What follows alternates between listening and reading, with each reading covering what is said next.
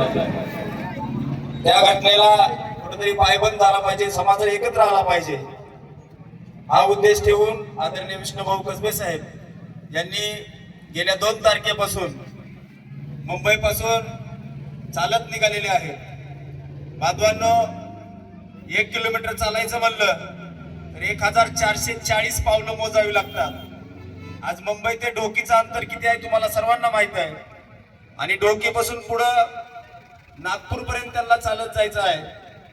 आज मुंबई पासून इथपर्यंत चालत येत असताना त्याच्या पायाची परिस्थिती काय झाली असेल, किती फोड पायाला आले असतील, ते फोड किती फुटले असतील, त्या रस्त्याने चालत असताना त्यांच्या पायातनं रक्ताचा ठेम त्या रस्त्यावरती कसे सांडले असतील, त्यावेळेस काय वेदना भावना झाल्या असतील, या सर्व प्रश्नाचा आपण थोडा तरी विचार करणार आहोत की नाही।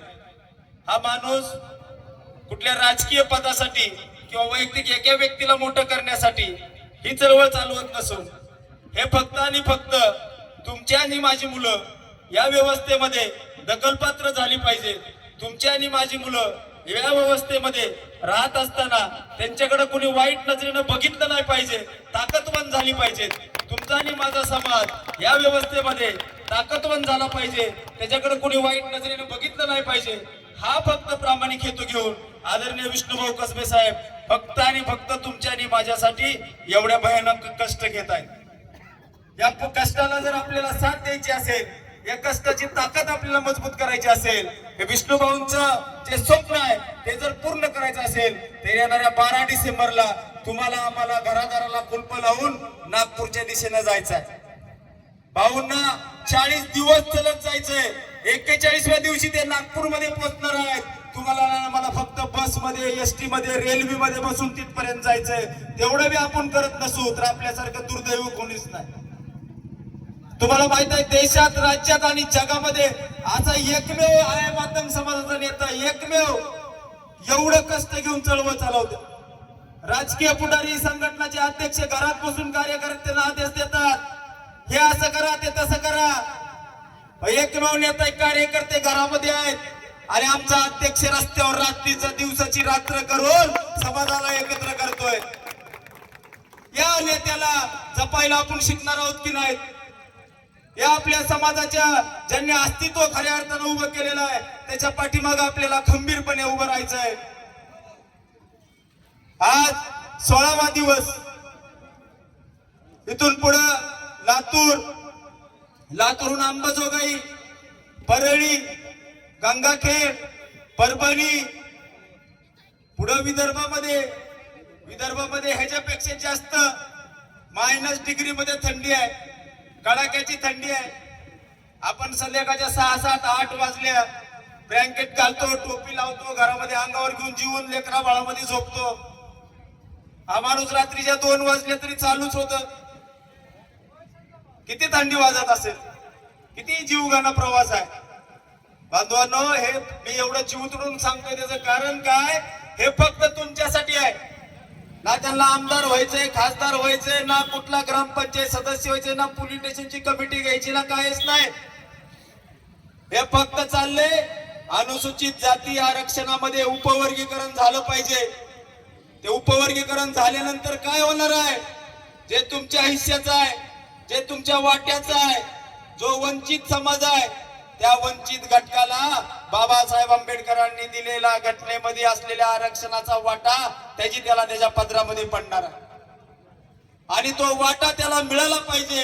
ही निर्मळ भूमिका घेऊन, कुठलाही राजकीय स्वार्थ याच्यामध्ये नसून, कुठल्याही पद्धतीचं काही नसून, फक्त या निर्मळ भावनेतनं एवढं मोठं कष्ट घेऊन आदरणीय भाऊ नागपूरच्या दिशेने चाललेला आहे। मी आजच्या या कार्यक्रमाच्या ठिकाणी भाऊ कळंब तालुक्यातली जास्त आणि धाराशिव जिल्ह्यातली ह्या पट्ट्यातली जास्त समाज बांधव या ठिकाणी उपस्थित झालेले आहेत।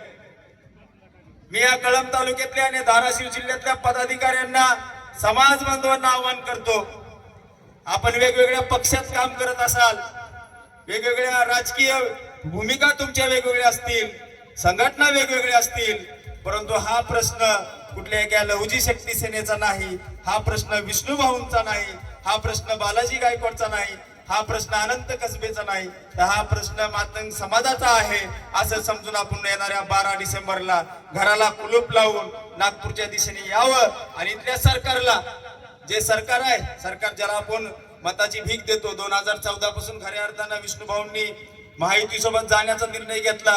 काय महायुती सोबत कशासाठी गेले होते? आमदारकी, खासदारकी, मंत्रिमंडळामध्ये, विधान परिषद असलं काय घ्यायचंय का?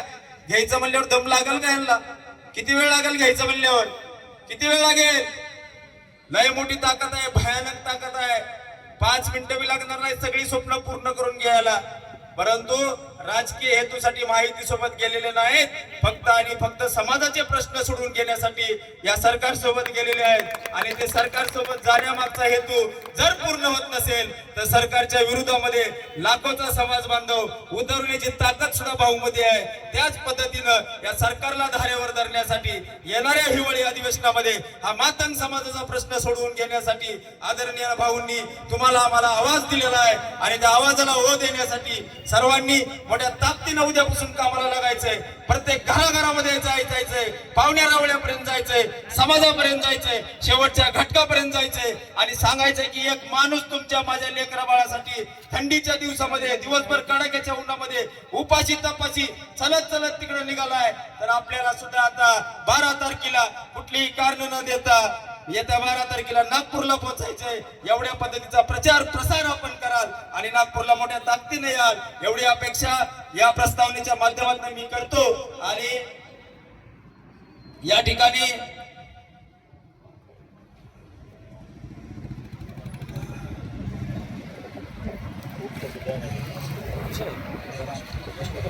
या ठिकाणी